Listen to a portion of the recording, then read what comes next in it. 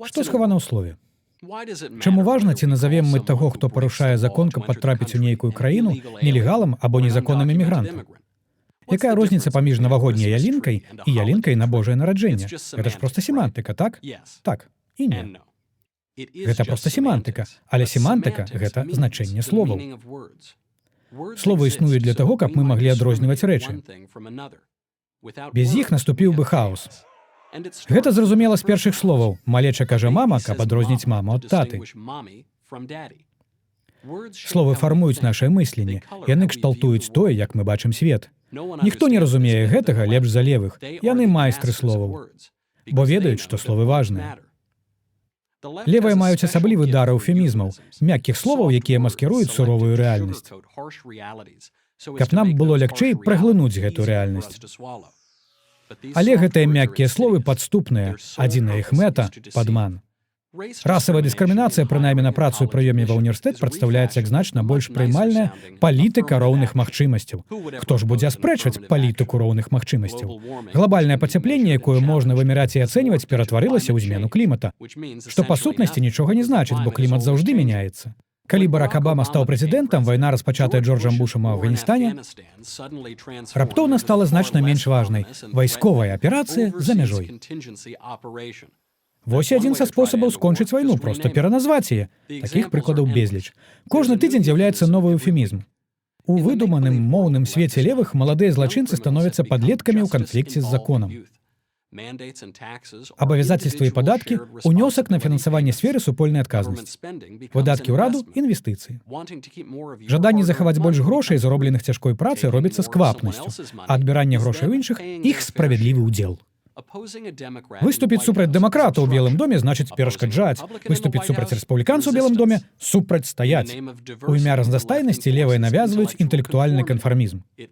Яны забараняюць апазіцыйныя погляды ў імя талерантнасці, а ўсе нелевыя погляды ў іх называюцца мова нянавісці. Разгледзім пастаяннае змаганне за займеннікі, называць мужчыну, які лічыць сябе жанчынай, ён ці яна. Вельмі мала людзей у нашай краіне пакутуюць ад зблытанасці полавай ідэнтычнасці. І мы мусім спачуваць тым, для каго гэта актуальна. Але левыя ўклалі безліч сродкаў, часу і сілаў у тое, каб усе называлі некаторых мужчын яна, а некаторых жанчын ён. Чаму? Ці ж таму, што левыя так спачуваюць ім? Ці хутчэй гэта таму, што шмат у чым культурная праграма левых звязана з размываннем або нават адмаўленнем натуральных адрозненняў паміж мужчынамі і жанчынамі? Часам адзін прыметнік можа змяніць ці адмяніць значэнне слова, побач з якім ён стаіць. Возьмем сацыяльную справядлівасць. Справядлівасць значыць, што вы атрымліваеце тое, што заслужылі, без ніякіх перавагаў. Сацыяльная справядлівасць значыць, што вы атрымліваеце тое, што не заслужылі, бо вы ў фаворы.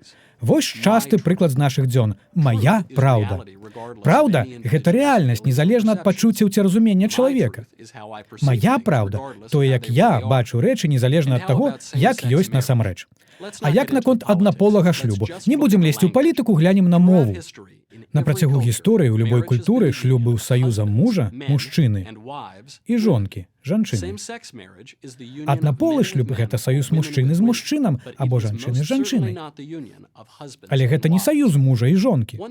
Як толькі слова «аднаполы» паставілі перад словам «шлюб», гэта значыць, як толькі змянілася азначэнне шлюбу, змянілася і рыторыка, ўсё стала круціцца вакол роўнасці ў шлюбе. Раптам абмежаванне шлюба мужам і жонкай стала фанатызмам. Усе гэтыя маніпуляцыі з мовай пашлі на карысць левым. Бо той, хто кантралюе словы, кантралюе культуру. Не верыце мне? Паспрабуйце карыстацца простымі словамі замест паліткарэктнага жаргона левых. Але асцярожна.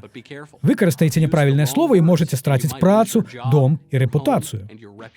Культурная вайна — гэта пераважна вайна словаў. Акурат цяпер у ёй перамагаюць левыя. Наступствы можна бачыць паўсюль — у палітыцы, адукацыі і СМІ. Час адваёўваць сваё. Нельга саступаць больш ніводнага слова. Што схавана ў слове? Усё. Я Майкл Ноулз, вядучы шоу Майкла Ноулза для універсітэта Прэгер. Thank you for watching this video. To help keep PragerU videos free, please consider making a tax-deductible donation.